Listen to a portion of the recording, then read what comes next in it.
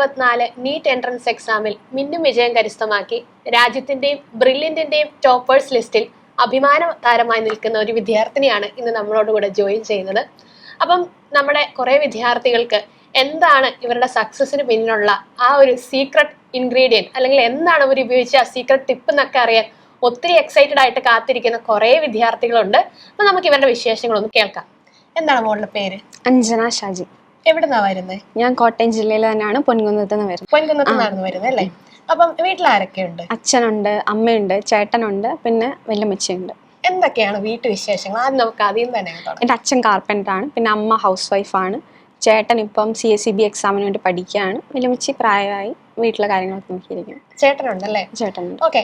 അപ്പം നീറ്റിന്റെ ഇത്തവണത്തെ സ്കോറും എങ്ങനെയാണ്, റാങ്കും ഒന്ന് പറയോ? എൻ്റെ സ്കോർ 705 ആണ്. ആദ്യം എനിക്ക് 710 ആയിരുന്നു, പിന്നെ എൻ്റെ ഫിസിക്സിൻ്റെ ക്വസ്റ്റ്യൻ തെറ്റിപ്പോയപ്പോൾ 705 ആയി.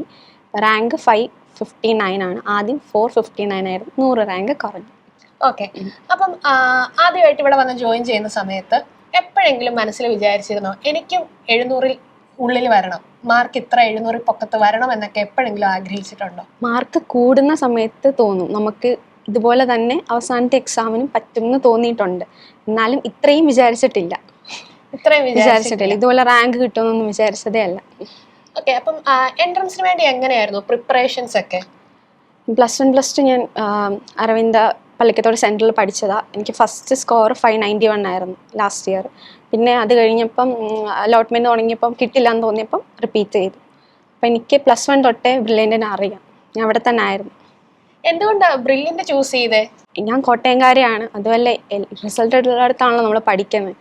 അപ്പം എവിടെ പത്രത്തിലാണെങ്കിലും യൂട്യൂബിലാണെങ്കിലും എല്ലാം ബ്രില്യൻ്റ് ആണ്. അപ്പം നമുക്കറിയാം ഇവിടെ ആണ് നല്ല റിസൾട്ടും നല്ല പിള്ളേരും ഉള്ളത്, കോമ്പറ്റീഷനും ഇവിടെ ആണെന്നറിയാം. അപ്പം നമ്മൾ ഇവിടെ തന്നെയല്ല പഠിക്കേണ്ടത്. അപ്പം ബ്രില്യന്റിന്റെ കൂടെ ചേർന്നിട്ടുള്ള ഒരു ജേർണി, അതിന്റെ ഒരു വലിയ റിസൾട്ടുമായിട്ടാണ് ഇവിടെ വന്ന് പിന്നെയും ബ്രില്യന്റിലേക്ക് വന്നിരിക്കുക. ബ്രില്യന്റിന്റെ എന്തൊക്കെ ഫെസിലിറ്റീസ് ആണ് ഹെൽപ്പ് ചെയ്തത്, അല്ലെങ്കിൽ ബ്രില്യന്റിലുള്ള എക്സ്പീരിയൻസ് ഒക്കെ എങ്ങനെയായിരുന്നു? ബ്രില്യന്റിലെ ഫെസിലിറ്റീസ് പറയുമ്പം ആദ്യം തന്നെ നമുക്ക് കൺസെപ്റ്റ് പറഞ്ഞു തരുന്ന സാറുമാരാണ് ഏറ്റവും, അവർക്ക് നന്നായി അവർ നമ്മൾ പറഞ്ഞു തരുന്നതുകൊണ്ടാണ് നമുക്കത് മനസ്സിലാവുന്നതും. അല്ലെങ്കിൽ കൺസെപ്റ്റ് അറിയാതെ നമുക്കൊന്നും ചെയ്യാൻ പറ്റത്തില്ലല്ലോ. ഇപ്പോൾ ഫിസിക്സ് ആണെങ്കിലും കൺസെപ്റ്റ് അറിയാതെ ക്വസ്റ്റ്യൻ ചെയ്ത് കഴിഞ്ഞാൽ നമുക്കൊന്നും കിട്ടത്തില്ല. അപ്പം അത് കൺസെപ്റ്റ് കറക്റ്റായിട്ട് നമുക്ക് പറഞ്ഞു തരുന്ന സാറുമാരുള്ളതാണ് ഏറ്റവും വലിയൊരിത്. പിന്നെ നമുക്ക് ടെൻഷൻ വരുമ്പോഴാണെങ്കിലും അല്ല നമ്മളെ മോട്ടിവേറ്റ് ചെയ്യാനാണെങ്കിലും ഇഷ്ടം പോലെ ആൾക്കാരുണ്ട്. പക്ഷേ ഞങ്ങളുടെ ക്ലാസ് ടീച്ചർ അജിത് സാറാണെങ്കിൽ എപ്പോഴും വന്ന് പറയുമായിരുന്നു. പിന്നെ ഞങ്ങളുടെ സ്റ്റീഫൻ സാറായിരുന്നു ഡയറക്ടർ, പിന്നെ ജോസഫ് സാറായിരുന്നു കോർഡിനേറ്റർ. ഇവരൊക്കെ വരുമായിരുന്നു. എപ്പോഴും നമ്മളോട് എങ്ങനെ പഠിക്കണം, ഈ മാർക്കൊന്നും നോക്കണ്ട, പഠിച്ചുകൊണ്ടേ ഇരിക്കണം എന്ന് പറയുന്നവരാണ്. അപ്പോൾ അവരുടെ ഒരു ഇത് കേട്ട് കഴിയുമ്പോൾ നമുക്ക് ഹോസ്റ്റലിൽ പോയിരുന്നു പഠിക്കാൻ ഭയങ്കര ഒരു ഇതാണ്. +1 +2 ബ്രില്യന്റിന്റെ കൂടെ തന്നെയായിരുന്നു, റെസിഡൻഷ്യൽ ആയിരുന്നു, റെസിഡൻഷ്യൽ ബാച്ച് ആയിരുന്നു. അപ്പം പല എക്സാംസ് എന്തായാലും അറ്റൻഡ് ചെയ്തിട്ടുണ്ടായിരിക്കും അല്ലേ? ഒരു ഓൾമോസ്റ്റ് ഒരു 3 കൊല്ലത്തെ എക്സാംസ് ഇവിടുത്തെ അറ്റൻഡ് ചെയ്തിട്ടുണ്ട്. അപ്പൊ എങ്ങനെ ഉണ്ടായിരുന്നു ഇവിടുത്തെ എക്സാം എക്സ്പീരിയൻസ്? പാറ്റേൺ ഒക്കെ എങ്ങനെയായിരുന്നു? നമുക്ക് യൂസ്ഫുൾ ആയിരുന്നു? അതായിരുന്നു. ആദ്യം +1 എൻ്റെ ഓൺലൈനായി പോയി. അതെൻ്റെ ഒരു വലിയൊരു ഇത് ആണ്. എനിക്ക് ചിലപ്പോൾ ഫസ്റ്റ് ടൈം കിട്ടാഞ്ഞത് അതുകൊണ്ടൊക്കെ ആയിരിക്കും എന്ന് ഞാൻ വിശ്വസിക്കുന്നു. പക്ഷെ അത് കുഴപ്പമില്ല. കഴിഞ്ഞ വർഷം ഞാൻ എങ്ങനെയെങ്കിലും ഒരു 600+ കയറിയിട്ട് ഏതെങ്കിലും കോളേജിൽ പോകുന്നതിനേക്കാളും നല്ലതാണ്. ഒരു വർഷം അല്ലെ 10 മാസത്തെ കാര്യമുള്ളൂ.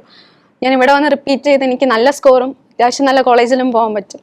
ഓക്കെ. അപ്പം ബ്രില്യന്റിന് നമുക്ക് അറിയാലോ ഈ ലേൺ ആപ്പ് ഉണ്ട്, റെഫറൻസ് ഫെസിലിറ്റീസ് ഉണ്ട്. അതൊക്കെ എങ്ങനെ മോള് യൂസ്ഫുൾ ആയിട്ട് ഉപയോഗിച്ചു? റെഫറൻസിന് ഞാൻ അങ്ങനെ വരാറില്ലായിരുന്നു. കാരണം എനിക്ക് ഒരിടത്ത് തന്നെ ഇരുന്ന് പഠിക്കാൻ പറ്റുമായിരുന്നു. ഹോസ്റ്റലും അത്യാവശ്യം അങ്ങനത്തെ ഫെസിലിറ്റീസ് തരും. അങ്ങനെ ഒച്ചപ്പാടും ബഹളമൊന്നും ഇല്ലാത്ത ഹോസ്റ്റലായിരുന്നു, പേളിലായിരുന്നു ഞാൻ. അപ്പം അവിടെ നിന്ന് എനിക്ക് കുഴപ്പമില്ലായിരുന്നു. അതുകൊണ്ട് ഇങ്ങോട്ട് വന്നു പോകാനുള്ള വരവ് ഞാൻ അവിടെ നിന്ന് ലാഭിച്ചു. അങ്ങനെ ഞാൻ അവിടെ തന്നെ ഇരുന്ന് പഠിച്ചു. പിന്നെ ലേണിംഗ് ആപ്പ് നന്നായിട്ട് യൂസ് ചെയ്യായിരുന്നു. വേറെ എക്സ്ട്രാ ചെയ്യുന്നതിനേക്കാൾ ഞാൻ എൻ്റെ ലേണിംഗ് ആപ്പും പിന്നെ മെറ്റീരിയൽ വർക്ക് ബുക്കൊക്കെ തന്നെയാണ് ചെയ്തത്. ഓക്കെ. അപ്പം ഈ ഒരു ജേർണിയിൽ ഹോസ്റ്റലിന്റെ കാര്യം പറഞ്ഞല്ലോ, പേൾ ഹോസ്റ്റലിലായിരുന്നു. എങ്ങനെ ഉണ്ടായിരുന്നു ഹോസ്റ്റൽ കാര്യങ്ങളൊക്കെ, ഫെസിലിറ്റീസ്, അവിടുത്തെ എക്സ്പീരിയൻസ്?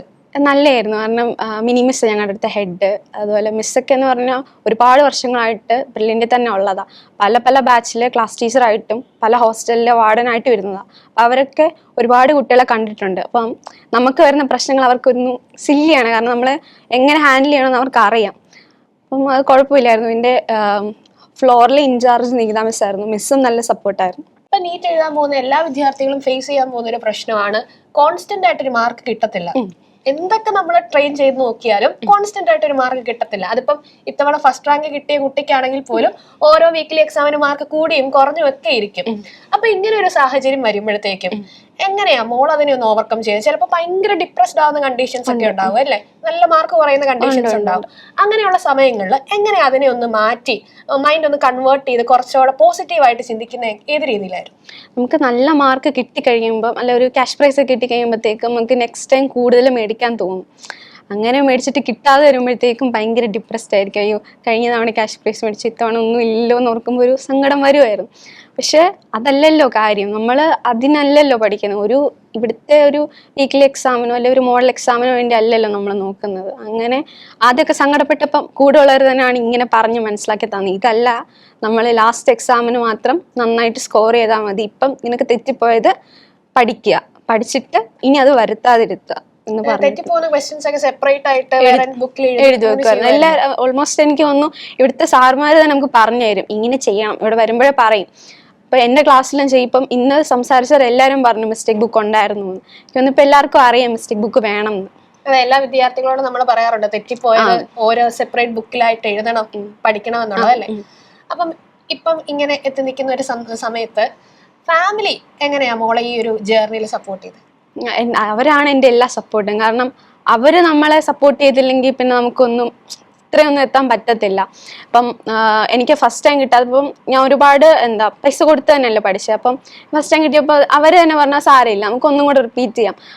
അപ്പോൾ കഴിഞ്ഞ തവണ RRS ഫസ്റ്റ് റാങ്ക് മേടിച്ചപ്പോൾ എൻ്റെ അച്ഛനും അമ്മയും പറഞ്ഞു RRS ഫസ്റ്റ് ടൈം എഴുതിയപ്പോൾ 500 റേഞ്ച് ഉണ്ടായിരുന്നുള്ളൂ, ഇത്തവണ ഫസ്റ്റ് അടിച്ചില്ല, നമുക്കൊന്നും കൂടെ എഴുതി നോക്കാം, ചിലപ്പോൾ മോക്ക് ഫസ്റ്റ് കിട്ടിയാലോ.